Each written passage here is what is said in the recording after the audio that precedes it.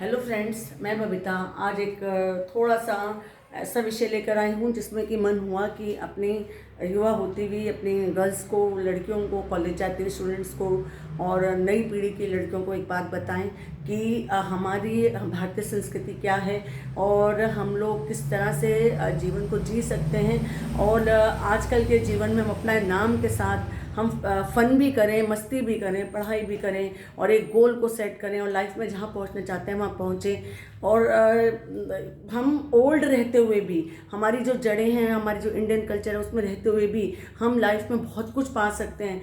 ऐसी ऐसी घटनाओं से बचें जैसे कि एक वायरल हो जाती हैं। बड़ा मन दुखता है। मुझे आज की थोड़ा सा शिकायत भी नहीं कहूँगी तो कहूँगी कि उनकी मदर्स की गलती है जो थोड़ा सा अपनी बेटियों को नहीं समझाते हैं। जो मेरी एज की लेडीज़ हैं या मुझसे थोड़ी बहुत छोटी भी हैं लेकिन जिनकी बड़ी होती हुई लड़कियां हैं, टीन एज में हैं, 11-12 साल की उम्र से लेकर मैं 23-24 साल की लड़कियों तक की मैं मदर से बात कर रही हूँ। और उनको एक स्पेशल मेरा एक मैसेज है as a counsellor, as a teacher, as a mentor. I want to say that please आप लोग अपनी थोड़ा सा look after your girls where they are going. आप थोड़ा उन पर ध्यान रखिए। इंस्टा है, मोबाइल है, फेसबुक है, व्हाट्सअप है, सब चीज़ है। ये बहुत अच्छा मीडिया मैं भी यूज़ करती हूँ। बट आपको थोड़ा सा ये ध्यान रखना है कि आपका बच्चा, आपकी बेटी, मैं तो लड़कों के लिए भी कहूँगी कि उनका पूरा ध्यान कहाँ जा रहा है। मोबाइल एडिक्शन तो नहीं हो रहा है, बच्चे कुछ गलत तो नहीं रील्स देख रहे हैं। अगर रील्स में भी देखें कि 2-2 घंटा तो नहीं जा रहा है। मेरे पास कुछ ऐसे साइकोलॉजिस्ट के नाते भी, क्लिनिकल साइकोलॉजिस्ट के नाते भी कुछ ऐसे केस आते हैं कि वो बच्चों जो हैं वो अभी से ये तो बहुत ही सिंपल है कि उनको एक ऐसे ADHD का केस हो गया, इंसोम्निया हो गया, जो कि हमारी एक टेक्निकल हमारी वोकैबुलरी है हमारी क्लिनिकली, उसमें मैं उसको तो वहाँ नहीं जा रही हूँ। लेकिन बच्चे सोएंगे नहीं, बच्चों की एपिटाइट लो हो जाती है, बच्चे की जो एकाग्रता है, जो कंसिस्टेंसी पढ़ने में, मैथ्स और फिजिक्स की तो बात छोड़िए, सिंपल हिंदी और इंग्लिश को भी नहीं कर पा रहे हैं। रीजनिंग उनकी पुअर होती जा रही है, लॉजिकल रीजनिंग पुअर होती जा रही है। तो थोड़ा मोबाइल एडिक्शन से बच्चों को बचाएं। अब आप बहुत सब जगह CBSE में, ICSE में एग्ज़ाम्स आने वाले हैं, आपके बच्चे हाइपर हो रहे हैं। आप अपने लड़कियों को जो हमारे कल्चरल है वो तो छोड़िए, जो आप सिखा नहीं पा रहे हैं, आप उन पर ध्यान भी नहीं दे पा रहे हैं। क्यों बच्चों में, लड़कियों में इतना गुस्सा आ रहा है, क्यों वो बहुत जल्दी जवाब दे रहे हैं, क्यों वो इरिटेट हो रहे हैं। थोड़ा सा मदर्स को काम करना पड़ेगा बच्चों पर।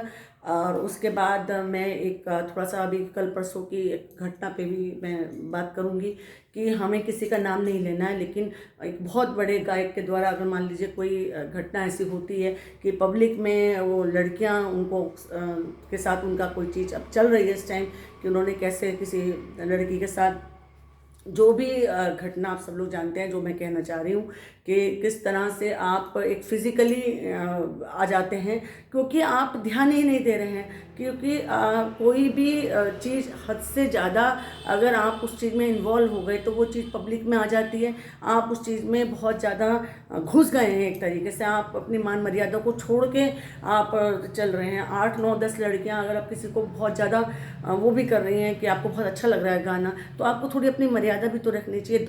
हमेशा हम दूसरे को दोष क्यों देते हैं? हमेशा दोष मैं ये नहीं करती हूँ कि मेरा दोष सिर्फ लड़कियों की तरफ ही है, लेकिन मान लीजिए आपको कोई इतनी आपने छूट दी ना कि अगला आदमी आपके पास इतना यहाँ तक आ गया कि आपकी चीज़ अब पब्लिकली पूरे देश में बात की जा रही है। तो मुझे उस वीडियो को देखकर थोड़ा दुख हुआ।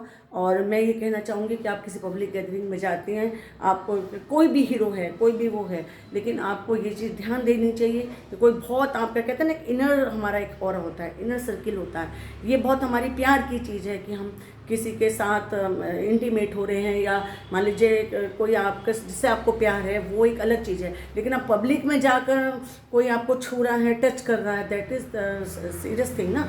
तो मैं थोड़ा सा इसमें बोलूँगी कि मदर्स की ड्यूटी है कि वो अपनी लड़कियों को सिखाएं कि इस तरह से पब्लिक में आप इतना भी किसी को चीयर ना करें कि अगला आदमी अपनी मर्यादा भूल जाए। और उनका तो दोष जो है सो है, लेकिन अब देखिए इसके पक्ष और विपक्ष में बातचीत शुरू हो गई है कि लड़कियां ही उकसाती हैं, लड़कियां ही आगे बढ़ रही हैं, लड़कियां ही चेयर अप कर रही हैं, दूसरे का क्या दोष है। बहुत किस्से ऐसे हो चुके हैं और अब लोग उसकी पढ़ते खोल रहे हैं। लेकिन मैं एज ए मदर भी, as a doctor, clinical psychologist भी, एज ए टीचर भी, एज आपकी दीदी भी आप लोगों को ये समझाना चाह रही हूँ कि आप जब किसी पब्लिक गैदरिंग में जाते हैं तो आपको खुद ध्यान रखना है कि कोई आपके बिल्कुल इनर सर्किल में इस तरह से ना आए कि आपको भी वो थोड़ा सा ऑड लगे। और समझदार को इशारा काफ़ी है। मन हुआ कि बात कहूँ, क्योंकि हम हर चीज़ को ऐसे चुपचाप भी देखते रहेंगे और फिर ऐसे काउंसलिंग का और ऐसे बात का कोई फ़ायदा नहीं कि हम किसी को बात ना समझा पाएँ। किसी को कोई बात करनी है, कुछ पूछना है, कहीं बात करनी है, मुझसे कर सकते हैं। नमस्कार, धन्यवाद।